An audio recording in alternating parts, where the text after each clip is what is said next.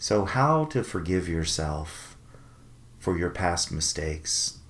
It first begins by letting go of your judgments. The judgments that come from the conditioning that you will be unlovable, that you won't deserve if you make a mistake. To be able to say, you know what, that's just not true. I'm not perfect. But everything I do is going to lead me towards greater progress. Even those dead ends I go down that I thought were the right way to do it, you know what, I went down this dead end and it didn't end up being what I wanted it to be. And on the surface to others it might look like a mistake. But what did I learn along the way? I might have met a certain person that I would not have met had I not gone down that dead end. That leads me towards the success that I want. So even on the surface, the ego sees something and wants to judge it as good and bad, right and wrong, a mistake or a failure or a success, and you did it right. And that's another thing. We think of success as good and failure as bad. No. It's about growth and learning. You can turn failure into something very good when you learn from it, when you understand, when you let go of the judgment. Now, certainly you don't want to make it your goal to fail, but if it's there and you've done it, admit it, own it. Because that's the first step to forgiving yourself, is to admit it. A lot of people will never admit they make a mistake, even though they're doing mistakes all the time and hurting other people. They're like, no. That's not what I meant to do. That's not what I meant to say. They won't own and admit the fact that, yeah, I can have negative impact. And we all can. And forgiving ourselves is being real. It's realizing, you know what? I wasn't given a guide on how to live my life when I was a little child. I was given rules. I was told how little girls should be, and I was told how little boys should be, and I was told how I should be. But those often were by well-meaning parents that were trying to control and contain you, to thwart your creativity, to keep you in line. And that, to allow yourself to continue to do that, would be a great mistake, because it would deny your creativity, it would deny your essence, your uniqueness. And you came here as a spiritual being to learn, to grow, to know yourself, your uniqueness. And when you discover yourself and your talents and your gifts, often what you have judged in your childhood as something that's weird or different about you, that difference that you're ashamed of or embarrassed by that nobody else was often holds a key to your destiny. But because you are afraid of people not approving of you or valuing you or understanding you, you abandon yourself and you try to conform, and you often abandon your dreams. And that is a big mistake that you can forgive yourself for. That you can forgive yourself for. And so tonight we're going to unravel and talk a little bit about, and I want you to just sit back and listen a bit. I know those note takers like to take a lot of notes, and I understand that. I'm a good note taker myself. But sometimes if you just sit back and let it in, it can be very powerful. And I'm going to give you a couple of keys on hopefully what will make it easier for you to not only forgive yourself, but to get out from under the imprisonment of the judgments that you hold about your previous mistakes. To set yourself free, to create a new opportunity, a new beginning for you. A new opportunity and a new beginning for you, not only to begin again, but to expand beyond. To expand beyond your fear of, what if I make a mistake? What if I do it wrong? What if I fail? And that's the first thing, is to ask yourself, what if? What if? The first thing is, well, then I'll beat myself up, I'll feel lousy, I'll make myself miserable, I won't deserve to do things. But who's setting those rules? How about you can set the rule that if I fail and I make a mistake and I do something wrong, I'm going to really nurture and pamper myself and be there to support myself and learn. What can I have learned from this experience? Maybe I can change the rules that I've been taught from my ego that says, well, people that make a mistake or fail at something, they're bad, they're wrong. No. They're out of alignment. Their beliefs are out of alignment. That's why the success didn't happen. Their belief about themselves, their approach, the way they went about it, they were missing in information. Those are reasons why people fail and make mistakes, but they're not bad people. So the first key is to let go of the judgment you have about making a mistake or failing or doing something wrong. And that, by letting go of that, you'll have less need to forgive yourself in the future, because you won't be harboring and judging and repressing and punishing yourself for the mistakes that are inevitable in your life. Life is forgiving love. And the only relationship that you have that is permanent is the relationship you have with yourself. All other relationships are temporary. And yet, we give our power away to those other relationships, and we feel good or bad about ourselves depending on whether people agree or disagree with us, whether they approve or disapprove. And that's sad. And it's human, because we want to be connected. We want to belong. We want to be valuable. There's something beautiful about that. But when you can realize, ultimately, it's about my relationship with myself. And when I can learn to be understanding, compassionate, when I can learn to forgive and let go of the past, I will not only be a more loving person for myself, but that love then will be available for all of those other people in my reality. You have to begin with yourself, and learning to forgive yourself is essential. So the first key is to let go of the judgments of failure and mistakes are bad and wrong and success is good and right. No, all it means is success means I had things in alignment, I had the correct information, and I followed through in a timely manner and did things that turned into getting people's approval and praise. And when I failed at something, it means I didn't have the right information, my beliefs were askew, I was out of alignment, and I got disapproval from other people. Possibly, potentially. But am I a bad person for that? No. You're a person who's learning and growing and discovering and becoming more.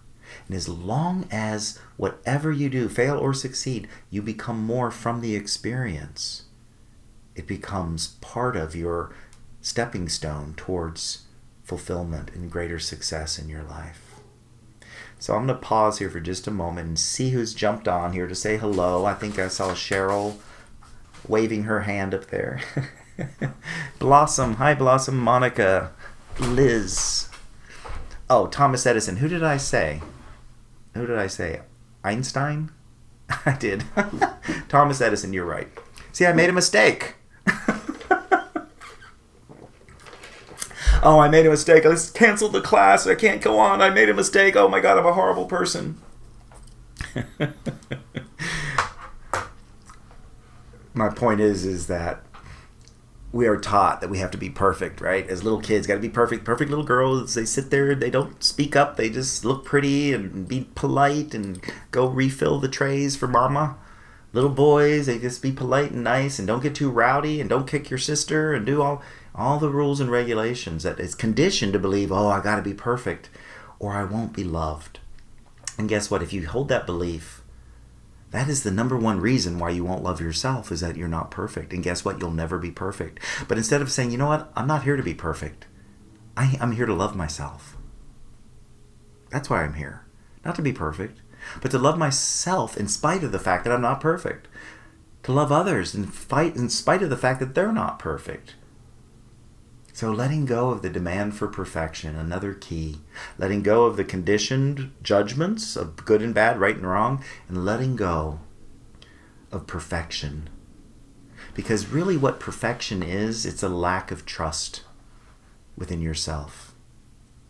If I could just be perfect, no one will question me. If I can just do it perfectly, then nobody will question whether I did it right. And I'm so afraid. And I don't trust myself that if I do it wrong, I can figure things out and move forward. And yet, you all have that ability.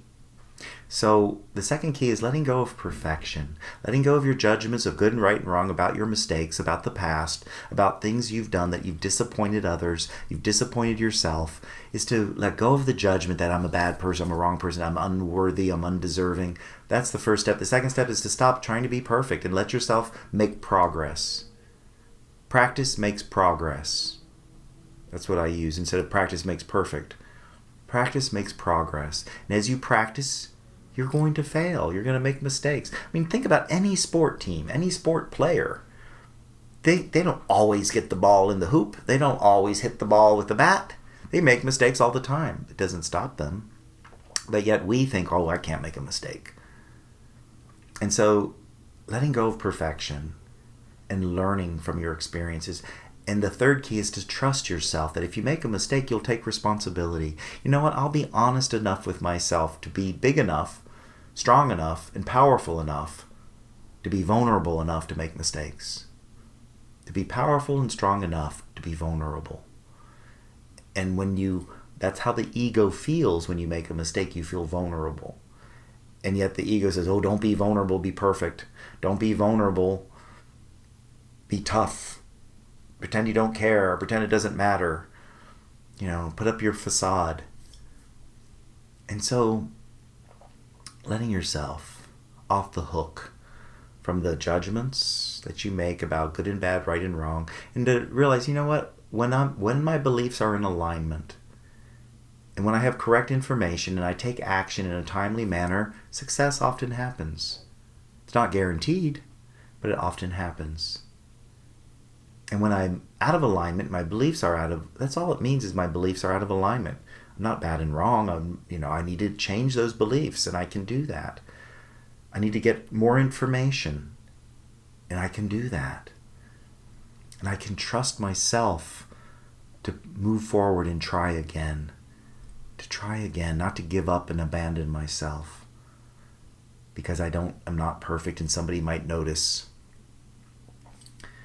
So that important as you move forward. And the fourth key, the most difficult, and why people not only have difficulty forgiving themselves, but why people have difficulty in healing and changing and growing from the past, is that they have lost a foundation, a fundamental foundation of being human. And that fundamental foundation was robbed, taken away by shame in our childhood. Too much shame, where the shame was so overwhelming and you had so many judgments about it. Because shame is there, it has a purpose. And when it's in balance and in harmony, when it's not too much and dumped on you, and when you haven't added your judgments to it, shame is there to teach you to feel remorse. Now, what is remorse? It's sorrow. I've done something wrong. I've had negative impact. I've hurt others. And I'm genuinely sorry. That's remorse. I genuinely feel sorrow. And our ego is so afraid to feel sorrow. And it's the foundation of every addictive response is a lack of remorse. And yet shame is there to teach us that I can have negative impact. I'm human, and I live in a world of duality. And there are things that I can do beautifully and wonderfully, and I can love, and I can heal, and I can also withdraw love and produce pain and hurt others. But this fourth key, the lack of this foundation of remorse, is so rampant in our world. And when somebody has no remorse and no sense of sorrow, in time, they become sociopaths. They become sociopaths. So learning to own and be willing to feel your sorrow is the key to not only forgiving yourself, because you hear people all the time say, oh yeah, I'll forgive myself. Yeah, okay, yeah, I did something wrong. I'm sorry, I forgive you. But they don't feel remorse. They don't feel remorse. And if you don't feel remorse, you're not going to really forgive yourself. You're going to go through the motions in your head of saying the words. Just like when people say, oh, thank you, I appreciate that, I thank you. Are they feeling gratitude? Or are they just regurgitating a polite response that they've been conditioned to say? Oh, thank you, I appreciate it, thank you. Yeah, thank you, appreciate it. Are you feeling actual appreciation and gratitude? Or are you just the habit of that's what I need to say to be loved and accepted by others. See the difference? So in order to forgive yourself, you have to be willing to feel remorse that, hey, I've had negative impact. I've hurt your feelings. I've done something wrong and I'm genuinely sorry. Then you have something real to forgive. I once had a friend who, I had a falling out with. We're not friends anymore.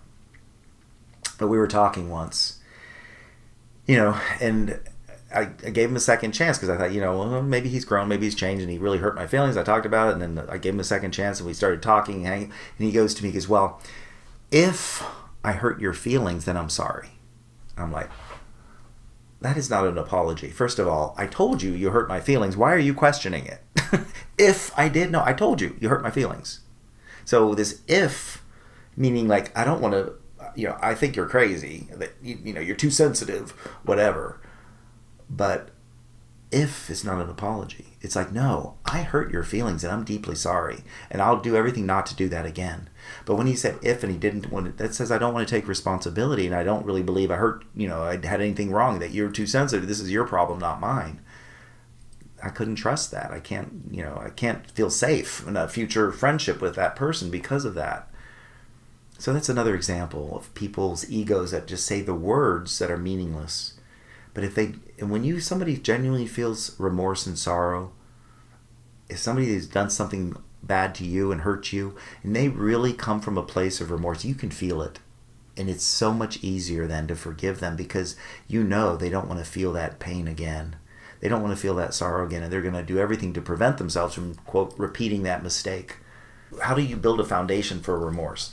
Remorse says, the lack of remorse is I can't make a mistake. I can't fail. I can't be wrong. I've got to be perfect. That's the lack of remorse. And that's where people justify and, no, I didn't really do that. I didn't really, they come up with all these excuses to try to skirt and, their egos trying to avoid owning the fact that they had negative impact. But you know what? We all have it. And as I've mentioned in previous talks on here, is that a person who says, oh, no, I could never hurt you. I'm just this spiritual light. I'm just this love. I'm just this pink glowing light of, no, I don't have a mean bone in my body. I could never hurt you. Those are the people that you want to steer clear from. Because first of all, they've deluded themselves into believing they can't have negative impact. And therefore, they're hurting others without being responsible or conscious of it. So you better duck. And then if they do hurt you, they're never going to admit it. But rather, a person who comes to you and says, you know what, I know my games. I know how my ego can be mean and cruel and negative and manipulative. I know it. And I choose not to do that. That's not who I want to be. I choose not to. That's a person you can trust. Rather than somebody who has deluded themselves to believe that they're this, puff of light. There's a lot of people in the metaphysical, spiritual communities that go into that, charade. But it's not real. And they wonder why they don't have many friends. So back to, what is the foundation of remorse? It ultimately begins by knowing the truth that I can be forgiven. I can make mistakes, I can do something wrong, and I can fail without being a mistake or being wrong or being a failure. There's the difference. A remorseful person can say, yeah, I can make a mistake in the pursuit of learning and growing and moving forward in my life. And I'm not going to do it perfectly, and that's okay.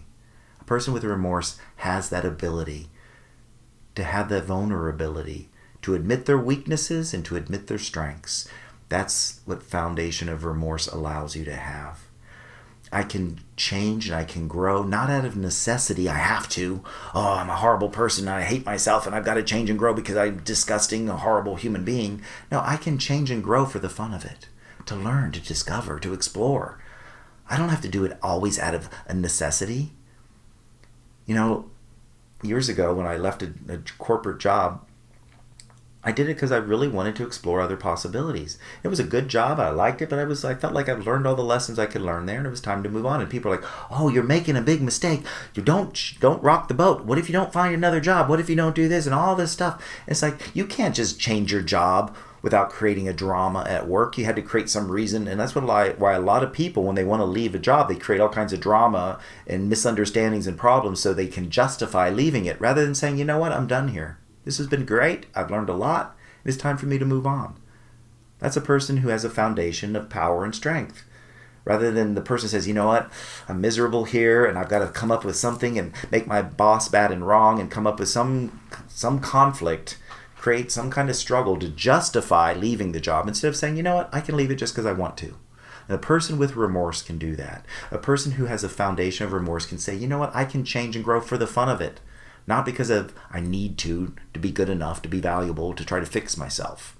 That's a lack of remorse. A lack of forgiving yourself and a lack of remorse.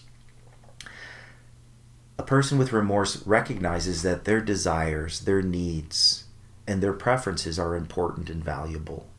And sometimes they're the highest priority, and sometimes they're not. A person with remorse can evaluate your needs and desires and say, you know what? This other person's needs right now are more important than mine. And I'm going to put mine on the back burner for a period of time.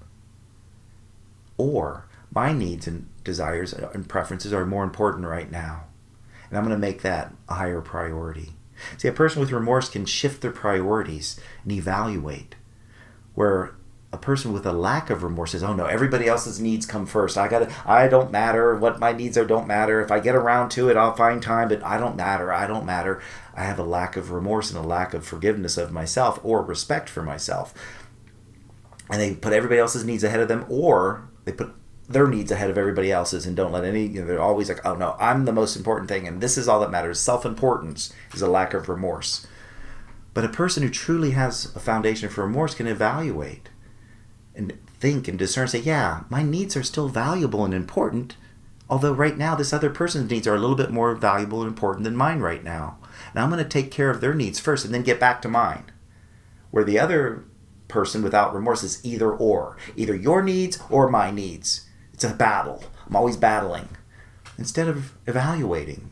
And a person with remorse evaluates and says, as an example, and I've used this before, is, a mother who has a really need and preference for a nap, and she has a little child. She says, I really have a need to take a nap this afternoon. That's my preference. That's my desire. And then the kid's screaming because his diaper's wet. Oh, well, a person with lack of remorse says, well, I better go take care of that baby, and I don't deserve to lay down and have a nap. No. I gotta just take care of my kids and do all my chores and my duties. Or I'm just going to go take that nap and let the kid wallow in its... Instead of saying, you know what, I'm going to take care of my child's needs first. Take care of them, make sure they're comfortable, and then I'm going to go take my nap. That's a balance of a person who truly understands that their needs and desires are valuable and they matter. But they're not always the highest priority. It depends on the circumstances and the situation. And then another quality, another characteristics of a person that has a foundation of remorse is understanding that you are a growing and achieving and evolving spiritual being. And because you're growing, because you're moving forward, and because you're learning and discovering, you are valuable. And as you acknowledge that you're evolving and growing and changing, that there's going to be chaos and there's going to be uncertainty and there's going to be self-doubt. And that's okay. I don't have to have all the answers before I take action. I don't have to have all the answers. But I do need to trust myself. And I do need to know I'm on my own side, that I'm not going to throw myself under the bus, that I do need to know that I can learn and grow from my mistakes, and I'm going to be on my own side. A person with remorse is their best friend, their own best friend, rather than their own worst enemy. Because they're accepting the truth of who they are. A spiritual being who's evolving and growing and changing. And yeah, you don't have all the answers, but you can discover a lot of answers along the way. And that you're going to turn down some dead ends, but you can get back on track. So the foundation of remorse is the fourth key to develop that. How do you develop it? To look at and notice those, Can I make mistakes and not feel so guilty and bad and wrong and terrible? Can I let go of my judgments about that? Can I do that? Can I make a mistake and say, yeah, you know what? That was silly of me to do that. I should have done it differently, and I can do it differently in the future. And I'm going to learn about that. I'm going to grow. I'm going to become more from that failure, that mistake. And it's going to serve me rather than punish me. Hear the difference. It can serve me. When I've made past mistakes, you can go back to the parts of you that made those mistakes. And so I'm going to teach you some techniques on how to do that. The first way to begin to practice and to take your power back and to forgive, learn how to forgive the mistakes of your past, the first thing is to make a list of your regrets. Yeah, face your regrets. Oh, I don't want to think about them. Makes me feel bad. That's only because you're judging them and you're judging yourself as bad. But yeah, okay, I have regrets. There's things I've done I wish I would have done differently. There's people I've hurt that I wish I wouldn't have hurt. And I want to make a list of those people and things. I want to make a list and think about what are maybe the top 10 regrets that I have in my life. Because you see, ignoring and denying them and pretending it's water under the bridge, that's the past, it's over with, it doesn't affect me now, it's not true. It's not true. It does affect you now. And it affects every relationship that you want to create and every relationship you currently have. Regrets are in the subconscious mind, and it's like this 100-pound weight tied around your leg and you're trying to move forward. So to face your regrets is to own that, yeah, let me make a list. And maybe look at the regrets you had in previous loving relationships to learn from it. What can I learn about myself? What could I have done differently? You know, I was really controlling. I was such a control freak when I was in that relationship. I was so controlling. And see, that's a judgment, right? Oh, I'm bad. I'm wrong for being controlling. No. When you look at and understand why was I controlling? Well, all control, every act of control, underneath it is an attempt, is a motivation from your ego, but it's a motivation and an attempt to try to make love safe, to keep love from leaving. That's why you control. When you understand why you do it, and it's that the ego's game that says, I'm so afraid of losing this person, this love, I got to control everything about them. When you realize, you know what? That never is going to work. And what's, quote, bad and wrong isn't me. It's the method I'm using to try to make love safe. And I can change that. What's, quote, wrong isn't me. It's I'm using tools from my ego that is going to guarantee the love is going to leave. Because control never, ever actually makes love safe. It's a game that your ego plays. And when you can recognize that and say, you know what? I need to change that. I need to trust rather than control. Trust myself. Trust the other person. Become trustworthy. And let go of the need to control, because control never works. People think they're in control, but they're not. And so when you can realize, yeah, it's my MO of trying to make love safe that isn't working, not me. It's my method of operandi that I learned, and people I learned from my mother, my father, other people, and conditioning. And I'm going to stop doing that because I know it doesn't work, and it's always going to end up in more frustration and more pain. So that's an example. But you write out your list of regrets and you look at why. What is the symptom beneath it? Just like when you recognize the control, what is why? Why am I controlling? What do I think it's going to give me? Why was I being cold and distant with that person? What did I think it would do? I thought it would protect me from being hurt. It ended up just making it worse. You know, to look at, to write your regrets down and to look at what was the symptom, what was underneath it, what was I trying to achieve that went askew, that went wrong. And that's what I can forgive myself for. I can forgive myself for why I did what I did. Not necessarily what I did, but why I did, because that's what's real.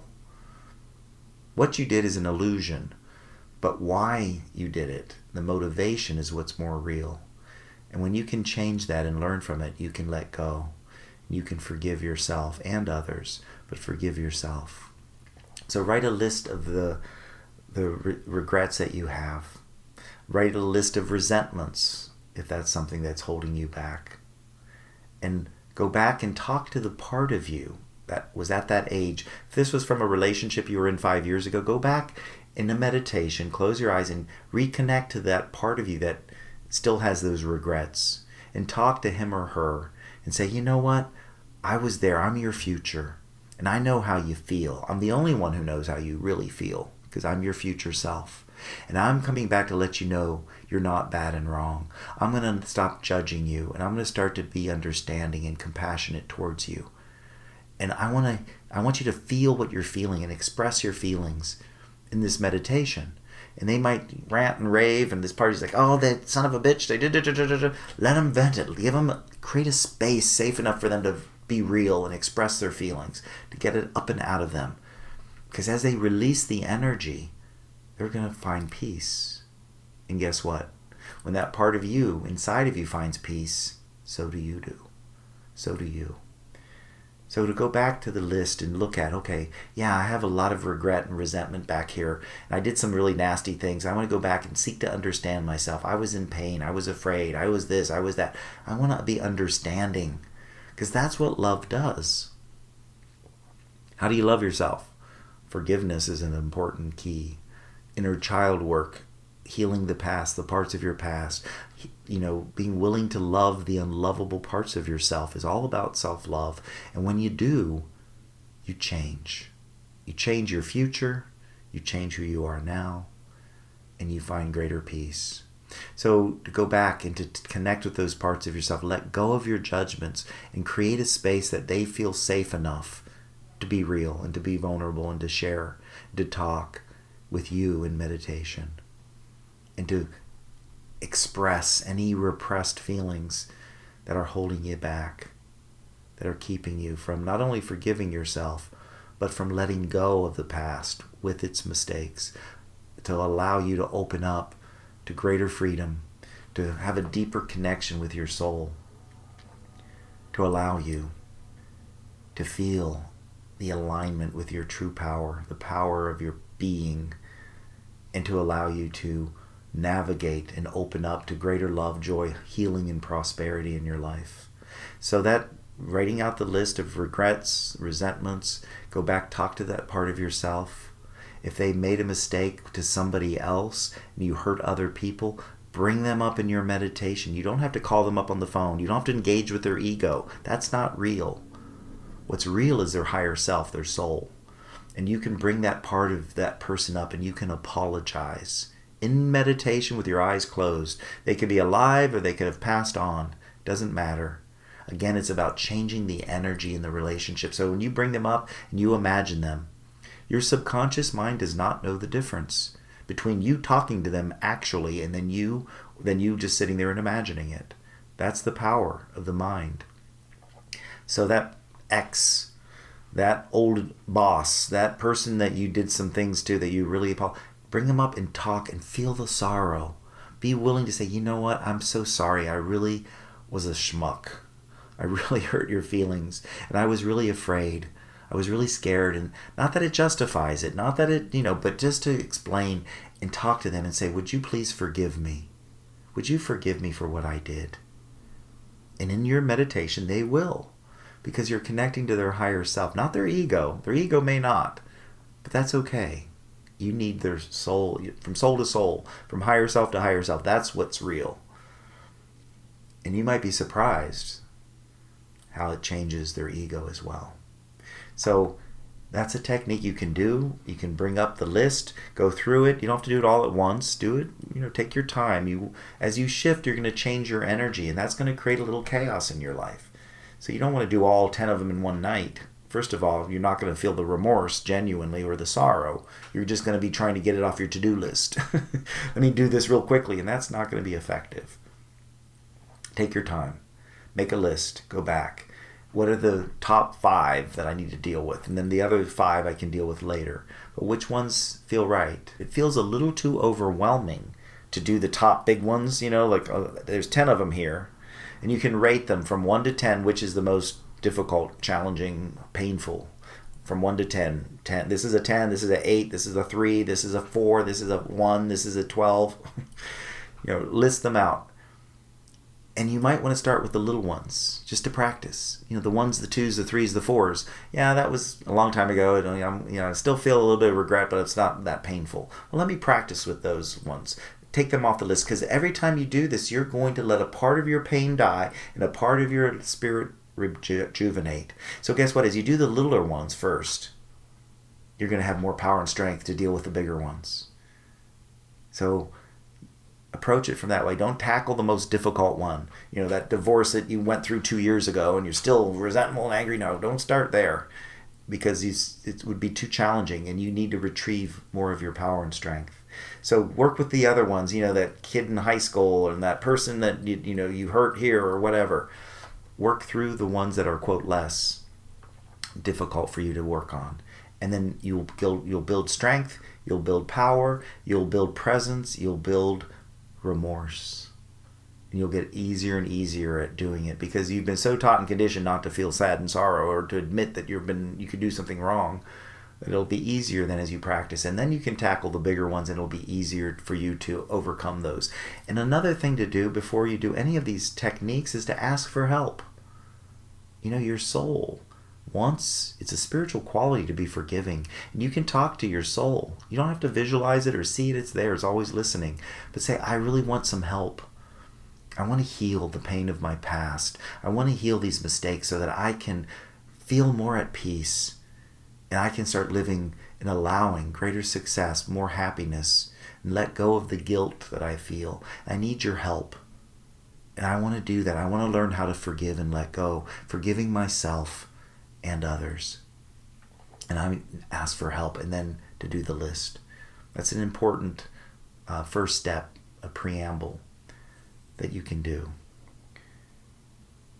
And so those are some of the ways that you can begin to forgive the pain of the past and the mistakes that you have made, is by letting go of the judgments, letting go of perfection, letting yourself feel genuine remorse.